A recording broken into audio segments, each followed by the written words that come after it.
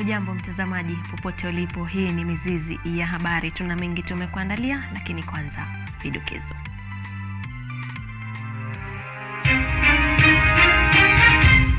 Kindiki ahidi kukabiliana na masuala ya uhalifu, ugaidi, mauaji na kulinda mipaka ya Kenya endapo ataidhinishwa waziri wa usalama.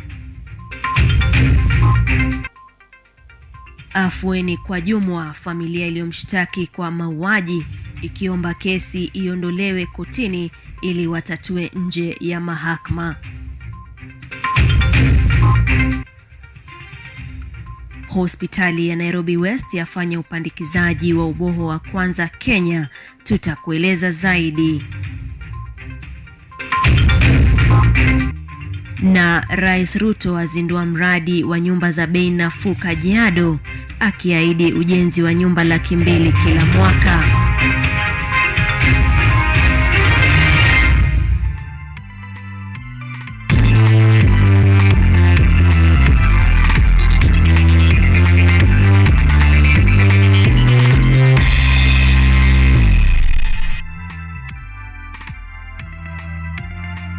Na mtazamaji, karibu kwa taarifa kamili. Mimi ni KIMWELE, naye mtangazaji kwa lugha ishara ni Makrin Acheng. Tuanze taarifa hizi kwa kina. Na mtazamaji, leo ni siku ya pili ambapo msasa wa mawaziri wateule unaendelea bungeni, na kufikia sasa tayari mawaziri wateule 4 wamepigwa msasa. Wa kwanza alikuwa ni Kithure Kindiki aliyeteuliwa kwa Wizara ya Usalama wa Ndani na Kitaifa. Baada ya Kindiki akaja Njuguna Ndung'u ambaye ameteuliwa katika Hazina ya Taifa na Mipango. Watatu naye alikuwa ni Aisha Jumwa kwa Wizara ya Utumishi wa Umma, Jinsia na Usawa. Wanne ambaye amekwisha pigwa msasa ni Davis Chirchir ambaye ameteuliwa pia kwa waziri wa nishati na mafuta. Hivi sasa aliyekuwa mbunge wa zamani wa Gatundu Kusini Moses Kuria ndio anaendelewa kupigwa msasa, na hebu tupate taarifa hiyo kwa kikamilifu bungeni. President Ruto did flag off the first consignment of tea to Ghana under the Africa Continental Free Trade Area Guided Trade Mechanism. President Ramaphosa is expected here in the next few weeks in this endeavor of ensuring that Africa, before we look for markets beyond our borders, we exploit what exists here. Been a question about our traders in the informal sector, in Nyamakema, in all other areas, and it's true that our business community and traders have gone through very difficult times having their goods auctioned. We've had before presidential events for banning of goods. Not before we used to have banning of ivory and such kind of things. Now we've had presidential events for banning of goods, and what I would want to assure our business community that if I'm approved for this position, I will ensure that our people are free to do business and to have an environment where they are not. We have to stop the culture of criminalizing enterprise, and that's why we say as Kenya Kwanza that every hustle matters. The question by Honorable Junet Mohammed about counterfeit is very important. But let me say this about counterfeit.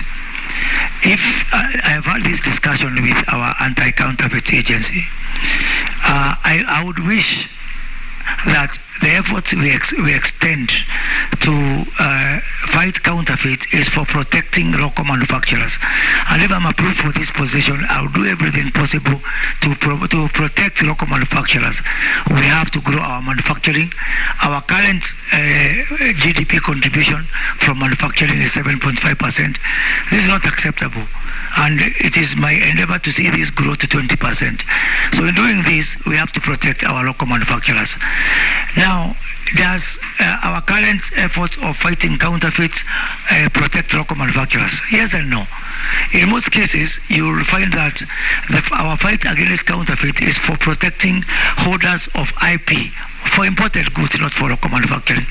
I have one example where some 2 weeks ago, I got a call from a certain member of parliament about to asking for some opinion or some help, because some people youth from his constituency had been arrested for selling some shoes which go by the name of Timberland, which was said to be counterfeited.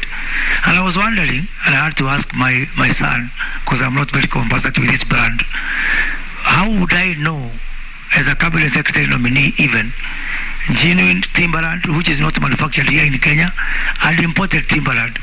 And I would wish that effort, or those boys were arrested for counterfeiting butter shoes, so that we know we are protecting our butter shoe factory and the jobs which are there. So we need to look at this issue of counterfeit. Na mtazamaji, huyo ni Moses Kuria akijaribu kupambana na maswali ambayo yameulizwa na baadhi ya wabunge. Ikumbuke kwamba Moses Kuria aliwahi kumezia mate kiti cha ugavana katika kaunti ya Kiambu, ila aliweza kushindwa. Na iwapo ataidhinishwa, atakuwa waziri wa biashara, uwekezaji na viwanda. Tusonge mbele. Waziri mteule wa Wizara ya Masuala ya Usalama wa Ndani ya nchi Kithure Kindiki ameahidi kupambana na uhalifu, ugaidi, mauaji ya kiholela na kulinda mipaka ya Kenya iwapo ataidhinishwa na bunge. Japo anajulikana kwa upole wake, Kindiki alijitahidi kuchora taswira ya ukomavu katika kupambana na masuala tata ya kiusalama alipofika mbele ya kamati ya uteuzi leo asubuhi. Iwapo Kithure Kindiki atahudumu katika wadhifa wa waziri wa usalama, ni jambo la kusubiriwa, wabunge wakiendelea kuwapiga msasa walioteuliwa na Rais Ruto kujiunga na baraza lake la mawaziri. Kindiki atakutana ana kwa ana na masuala mazito ya usalama alizokumbana nazo mtangulizi wake Fred Matiang'i, akiashiria kuwa na mbinu tofauti. Kindiki anatarajiwa kuanza kwa kutoa suluhu ya wizi wa mifugo na hali duni ya usalama katika bonde la Ufa kama vile Kerio Valley, ambapo Wakenya wamepoteza maisha mikononi mwa majambazi. Kuhusiana na hili, Kindiki amesisitiza haja ya kushirikisha wananchi zaidi katika masuala ya usalama kupitia mbinu kama vile nyumba 10. 99% of our people are law abiding. The 1% that are law breakers will be extremely ruthless with them, and we will speak very little about or with them, and will act decisively, ruthlessly to ensure our nation is secure.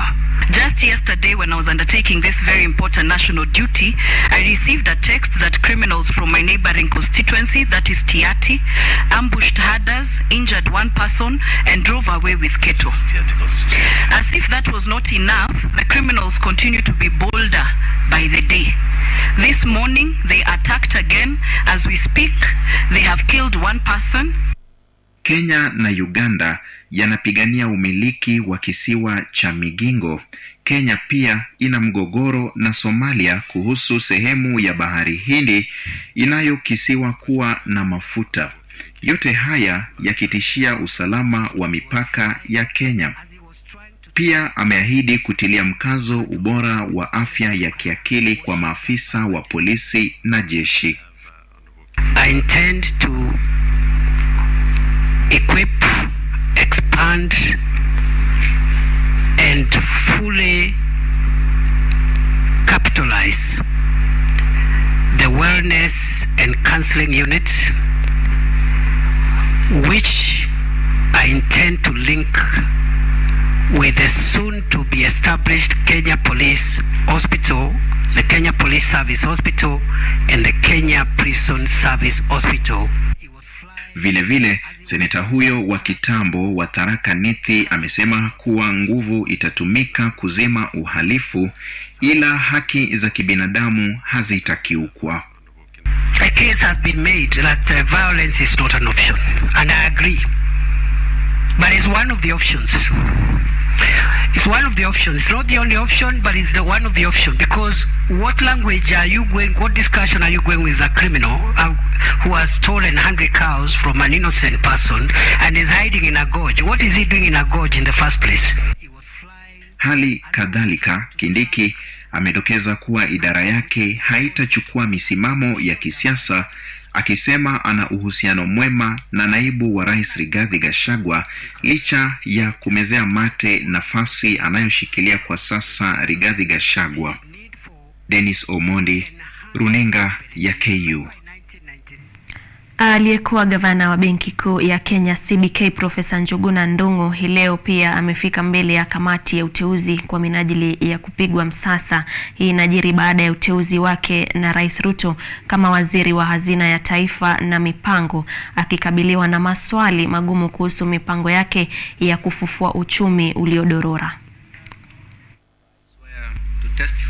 Wa pili kuwasili kwenye kamati ya uteuzi hii leo alikuwa Profesa Njuguna Ndung'u, ambaye aliwahi kuhudumu kama gavana wa Benki Kuu ya Kenya kwa miaka 8 kati ya mwaka 2007 hadi 2015, na baada ya tawasifu yake, profesa alikabiliwa na wakati mgumu kujieleza pale alipoulizwa mpango wake maalum wa kuhakikisha uchumi wa Kenya unanawiri na deni la taifa kudhibitiwa. Profesa Ndung'u kwa upande wake akisema kuwa maono yake iwapo ataidhinishwa ni kulinda uwekezaji wa kibinafsi, kukuza na kudhibiti masoko, pamoja na kuhamasisha rasilimali za ndani ili kuboresha msingi wa mapato nchini. 950. Suala la benki ngapi kuanguka chini ya uangalizi wake kama gavana wa Benki Kuu ya Kenya likiibuka. During my time, there is no bank that collapsed. I was governor of the Central Bank of Kenya from March 2007 to the beginning of March in 2015. There were several mergers, but those mergers were actually geared towards preventing any collapse of the banks, because market situations do change. Some projections in marketplace can change, and so the regulator must know what to do. Baadaye aliombwa afafanue kutajwa kwake katika kashfa ya hoteli ya Grand Regency inayoripotiwa kuwa ya thamani ya shilingi bilioni 2.9, utata uliohusisha hali ya kutotoa zabuni ya uuzaji wa hoteli hiyo, mazungumzo ya usiri yaliyojadiliwa, pamoja na utambulisho wa wanunuzi. The case of Grand Regency, I think the statement is that I was adversely mentioned. I was an agent of government, and this was a government-to-government sale. And I was the one to negotiate and to receive the payment, which was actually received by the government. The whole issue was, how was it appropriately done? According to that commission, it valued the hotel at 1.8 billion. Then the question they were asked, what about the central bank? How did it value the hotel? It was at 2.2 billion. And then how much was the hotel sold by the central bank? It was sold at 2.8 billion. Kuhusu swala zima la benki ya Imperial kulipia safari ya mkewe nchini Thailand, Ndung'u alisema kuwa aligharamikia safari hiyo moja kwa moja. I have been a victim of abuse of the criminal justice system. For example, the procurement that has been mentioned. The whole idea was to get Njuguna Ndung'u out of the central bank. How do you do it? That's why even if you go to the records, you will just be embarrassed, the kind of facts. Profesa Ndung'u akiidhinishwa kuhudumu atakuwa na mrithi waziri wa fedha anayeondoka, Ukur Yatani. Eugene Mayabi, runinga ya KU. Aisha Jumwa aliyekuwa mbunge wa eneo bunge la Malindi alikuwa miongoni mwa makatibu wa baraza la mawaziri waliojiwasilisha mbele ya kamati ya uteuzi mnamo Jumanne Oktoba tarehe 18. Jumwa alihojiwa kuhusu mambo mbalimbali ikiwemo kesi zinazomkabili, elimu yake na ubaguzi wa jinsia miongoni mwa masuala mengine. Kesi ya mauaji dhidi ya Aisha Jumwa imechukua sura mpya, huku familia ya marehemu ikiomba mashtaka ya mauaji dhidi ya Jumwa yafutwe kwa hati ya kiapo, kwa kuwa familia hiyo inataka kusuluhisha suala hilo nje ya mahakama baada ya kupeleka barua mahakamani kuomba kufuta shtaka hilo. Ripoti za kuondolewa kwa mashtaka ya mauaji dhidi ya Jumwa kumetokea siku chache baada ya mkurugenzi wa mashtaka ya jinai kufuta kesi yake ya ufisadi ya shilingi milioni 19. Yeye na msaidizi wake Geoffrey Otieno Okuto walishtakiwa kwa kumuua mfuasi wa ODM Jola Ngumbao. Mwaka wa 2019, Bwana Ngumbao aliaga dunia katika hospitali ya Malindi baada ya kujeruhiwa begani wakati wa kampeni za uchaguzi mdogo wa wadi ya Ganda. Wakati wa uendeshaji wa kesi hiyo mwezi wa Machi na Aprili, ilibainika kuwa ushahidi muhimu haukutolewa kwa upande wa utetezi. Hivyo shahidi mkuu katika kesi ya mauaji inayomkabili mbunge wa Malindi wa kitambo, Aisha Jumwa, ilizuiwa kuendelea na ushahidi wa siku ya Jumanne tarehe 18 Oktoba. Familia iliomba kusuluhisha suala hilo nje ya mahakama, ikisema kuwa mbunge huyo sio mkosaji mkuu katika kesi hiyo. Upande wa mashtaka unaweza kuchagua kukubali ombi hilo na kufuta mashtaka dhidi ya mbunge wa zamani wa Malindi au kuelekeza kwamba kesi hiyo isikizwe kikamilifu kwa misingi ya maslahi ya taifa.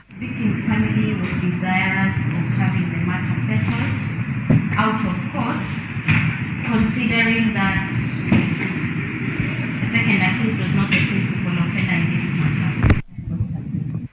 Zaidi ya hayo, Bi Jumwa anatuhumiwa kwa utakatishaji fedha, kuwa na mapato ya jinai na migogoro ya kimaslahi.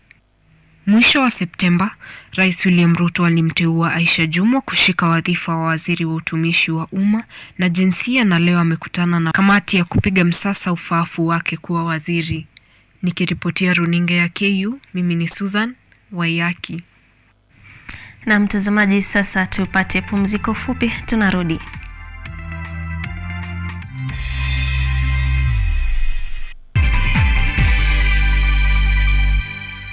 Vera Beauty and Fashion College is focused on being the leading technical and vocational training institute in the region. Our team possesses in-depth knowledge and extensive experience in the industry, offering thorough training in cosmetology, hairdressing, interior design, creative arts, training of trainers, nail technology, and fashion design. With branches in Nairobi, Thika, Meru, Eldoret, and now in Mombasa, our courses ensure that learners are completely equipped with knowledge, competency, and employability skills. Enroll today to be a part of a center of excellence. All Africa, we are a software company based out of Nairobi, Kenya, and we build customer-centric solutions that helps businesses communicate effectively with their customers. So the first solution that we offer is a VoIP solution. So the VoIP solution is basically a call center that allows you to push up to between 1,000 to 1,000,000 concurrent calls at a go. So that's either if people are calling you in or whether you're calling people out. The advantage that we've been able to also see with this is people can work remotely. So if, for example, you're in Nairobi and you're managing a team in Mombasa or in Kisumu, then you have full access.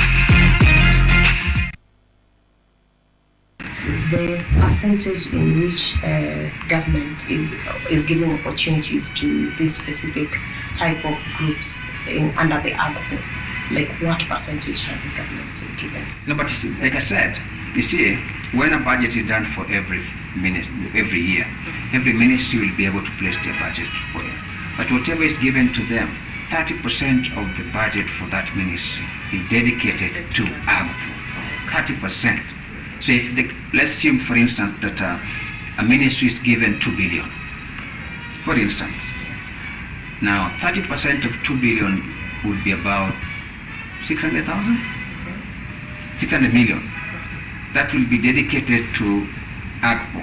And therefore, when you go to a ministry, as a young person, as a person living with disability, 600 million is actually meant for you. This is The Agenda with Benturo Komboka and Colonel Retired Cyrus Oguna.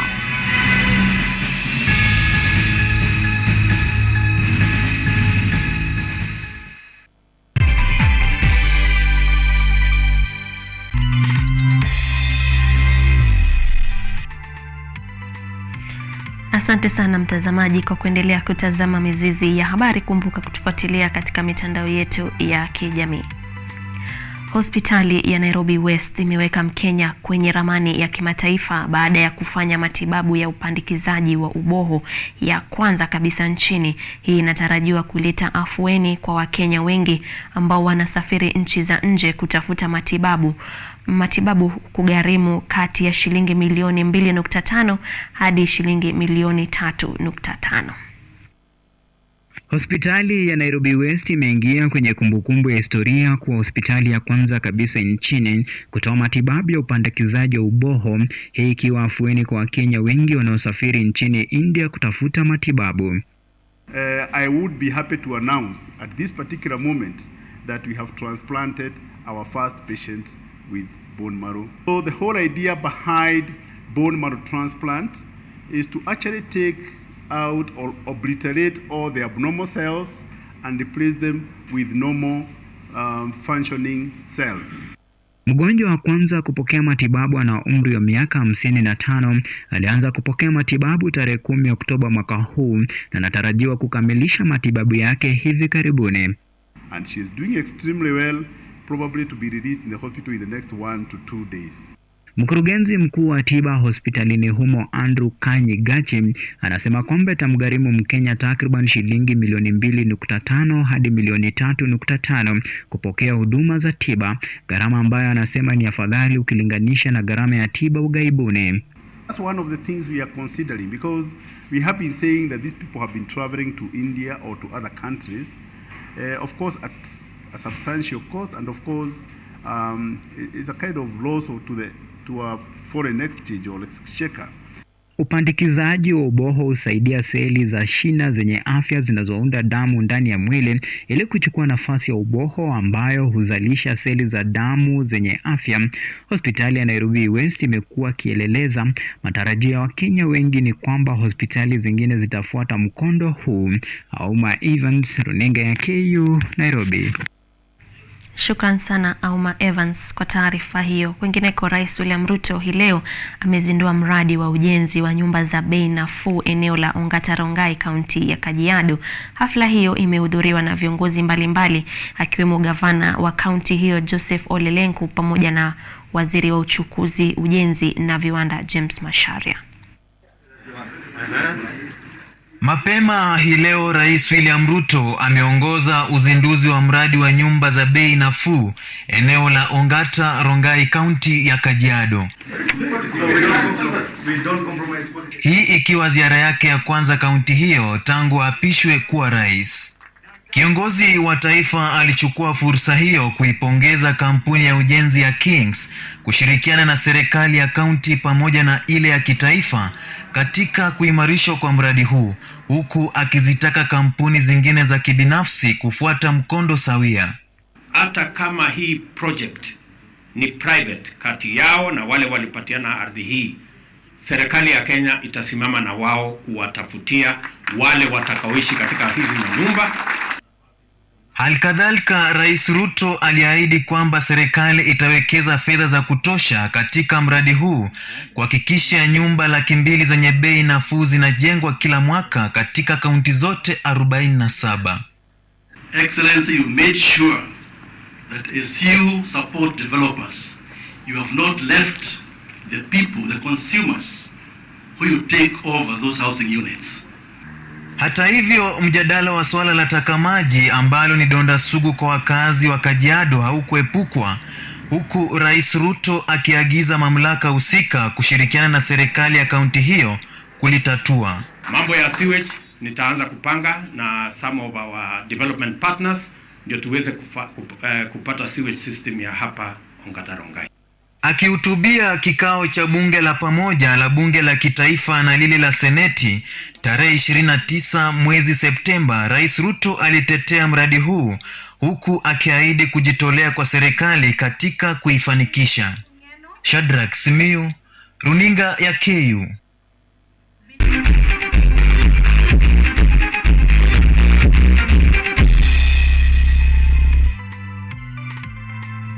Na mtazamaji, sasa ni zamu ya spoti. Kenya litakuwa taifa la kwanza kwenye kanda ya Afrika Mashariki kuandaa michuano ya triathlon ya bara Afrika kati ya tarehe 26 na 27 mwezi ujao katika mkahawa wa Silver Palm Beach, County ya Kilifi.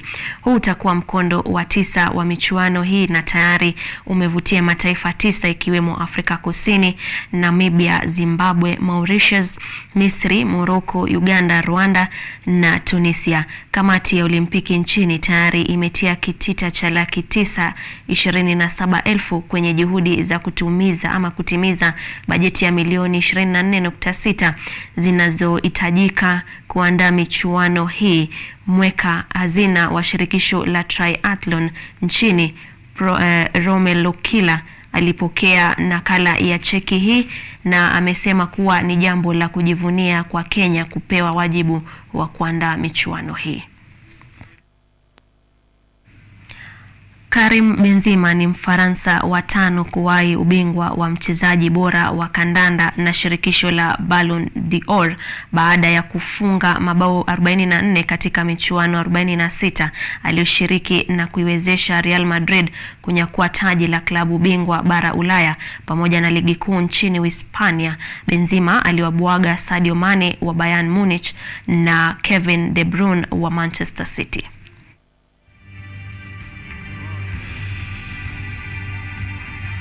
Mfaransa na mshambulizi wa timu ya Real Madrid Karim Benzema aliibuka mshindi wa tuzo la Ballon d'Or baada ya kudhihirisha weledi wake msimu uliopita alipofunga mabao 44 katika mechi 46 alizocheza.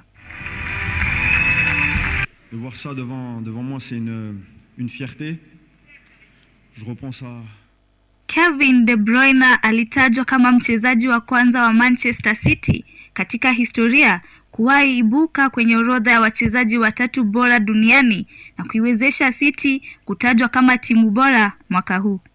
Alexia Putellas. Mhispania Alexia Putellas alipata ugwiji katika kitengo cha wanawake kwa miaka 2 mtawalia. Wachezaji wengine waliojivunia ubora katika nyadhifa mbalimbali walikuwa Thibaut Courtois aliyepata tuzo za mlinda lango bora, Sadio Mane tuzo la Socrates, Robert Lewandowski tuzo la Gerd Müller na Gavi aliyenyakua tuzo la Copa. Nyota wa soka Lionel Messi wa Argentina na Cristiano Ronaldo wa Ureno hawakupata nafasi za juu katika orodha ya wachezaji bora licha ya kutawala ushindi wa Ballon d'Or mara 7 na mara 5 mtawalia. Jacqueline Wanjiru, runinga ya KU.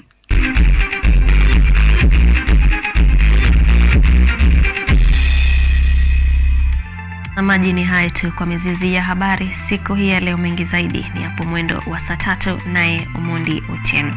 Umekuwa nami Caroline Kimwele na mtangazaji kwa lugha ishara amekuwa ni Makrin Acheng. Usiku mwema.